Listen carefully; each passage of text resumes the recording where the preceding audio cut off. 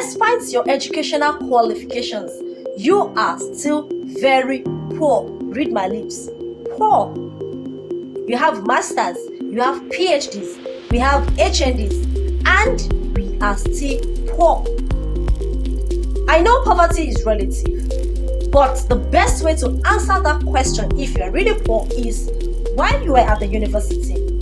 You always believe that having an educational qualification is an express visa and passport towards wealth.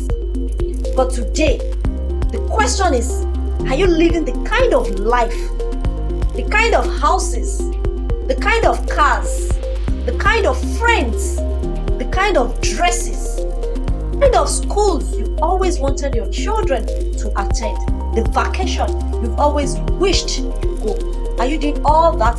Welcome once again. My name is Ganiato Esomidaibu. I'm the CEO of GNT Spiso and likewise the founder of Mint Rights. Feel free to call me whether Crypto Ijabi or GNT. I'm a business strategist that help you develop realistic and relatable goals in order for your business to scale up and earn more money, more profit. That is it. We are not running a charity organization. We are in business to do what? To make money. And that is my goal. Every Monday is going to be our business Mondays, and Friday is our finance Fridays. And I don't want you to miss out on any of those days. That is why click on the notification button so you don't miss out on any of my videos.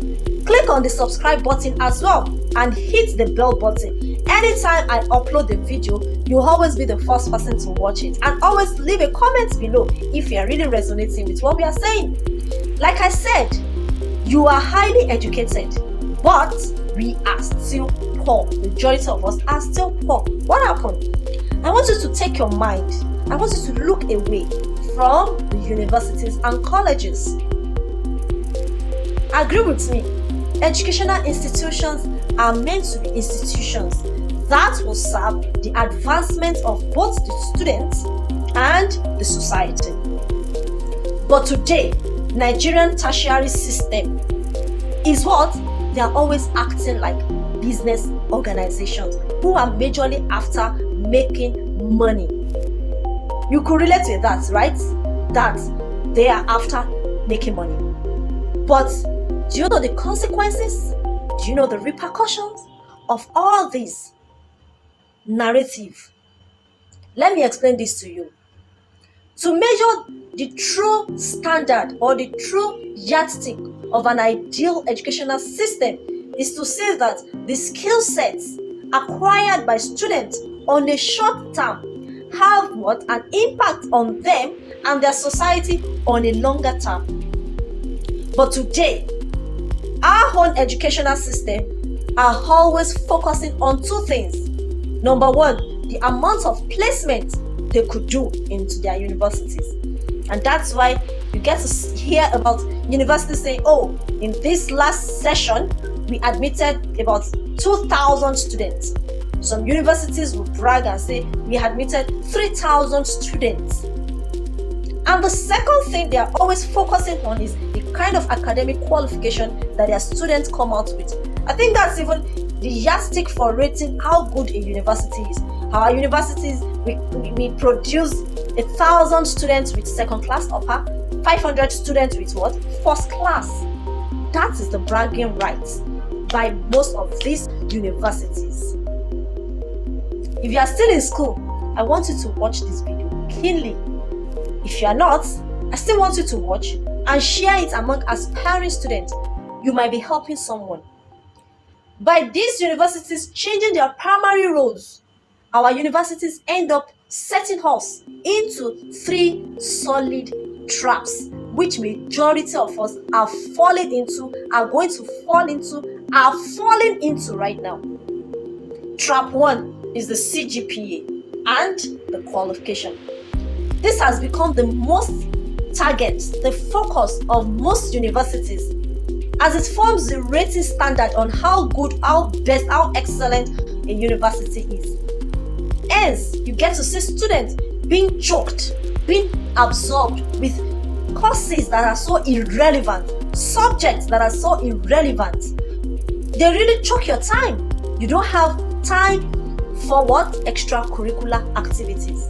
And it is these extracurricular activities where you will develop and gain valuable experiences, where you will discover your passion that will eventually be used after graduation to make money. But today, we are always confined in the four walls of the classroom, reading in order to do what? To pass. Because we are aiming for a CGPA. And it is like a stereotype, it's like a program that the university intentionally subjects us into. The second trap is what? The projects. Projects are meant to validate all the skills, the learning that you've experienced after spending 4 to 5 years, depending on your course. That is what your project should do. But the question is, most projects cannot fulfill 3 questions. Number 1, what exactly is the prevailing problem your project is solving? Number 2, what are the existing solutions of the problems you are solving? And the third question is, how is your solution far better than existing solutions? But majority of us, our project is not answering any of these questions. Do we even interact with the society for us to even know whether there are problems in the society? And even if we know the problems, can we put it together in the project? No, because most of us did projects that are academic-based research, that are just extensions of our lecturers. Majority of us, our lecturers, are aspiring to be senior lecturers and professors. So we get to do projects that are meant for their own thesis work. At the end of the day, I want you to ask yourself, that project that you did many years ago, or you're about to do, or the thesis you are doing right now, does it have any market value? I want you to answer that question. Always remember, in solving problems, that is where you make money. Brother, you're going to make money. Are you fucking real? If there's an elderly set of people who you know that by the time they are in their midlife, they are always experiencing insomnia, and you can solve that problem maybe with a simple herb for them, you are good to go. You're already in money. But our projects are not solving such problems.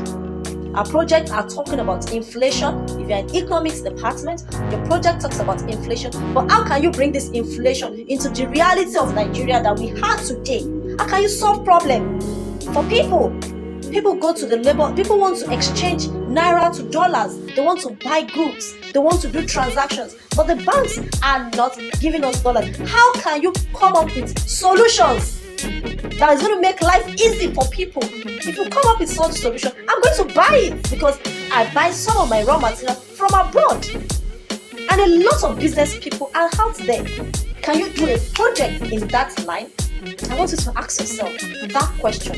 The third trap, which is highly fundamental, is what? The kind of education you receive in the university. There are 2 types of education. We have the generalized education and we have the specialized education. What do they teach you in the university? General knowledge. And that is why your professors are not wealthy. Exactly. No matter how great in quantity or variety this general knowledge can be, they will not make you wealthy. Well, maybe you could make some few money to eat, but when it comes to wealth, financial freedom, no. I want you to remember, knowledge will not attract money. No. Even though they say knowledge is power, but it will not attract money unless that knowledge is what? Organized and intelligently directed through what? Practical plans of action. To do what? To do definite end of accumulation of money. That's it. But our own education received in the university are not analyzed. They are never organized. And that's why you get to see people after first degree. They think, oh, maybe if I go back for my master's, I'll get better. I'll get a job, and they go back for the masters, and they come out still being gloomed. They're gloomy, they're confused, they're still wondering. They don't even know what to do. Yes, because that's the way the universities are programmed. They're programmed to hand over unorganized education for you. They're programmed to hand over general knowledge for you. Is there any way forward? Yes. If you are in final year, if you're a final year student, or you're writing your masters, or you are even 100 level or 200 level, or you are a newbie, I want you to look at the four walls of your university and tell it today that enough is enough. I'm going to go out there while I'm still in the university, while I'm still reading, while I'm still focusing on my grades. I'm going to go out, I'm going to attend seminars, I'm going to attend conferences, I'm going to do internship. Depending on the field that you are, you are going to do that. And in doing that, you discover, your mind will open up. You discover the problems in the society. You relate with business leaders, industry leaders, captain of industries in your chosen career. You'll be able to figure out what are the problems people are facing and how best can I provide solutions. And even though there could have been solutions, how can I improve on these solutions? Then you gather your knowledge, you gather statistics, you organize this together, you put it together in form of your project, and by the time you graduate, you already have a target, a focus, a direction in doing what? In making money. That's it. It's so simple. So you are not graduating and being in the labor market and be wondering. However, if you have graduated a long time ago and you are not interested in going back to school, the same thing still applies to you. You do what? You go on the streets. You attend seminars. You listen to podcasts. You ask questions. Conferences. You go on internship. You discover yourself. You find out what are you passionate about. If you are the type that love children so much, how best can you offer solutions to children?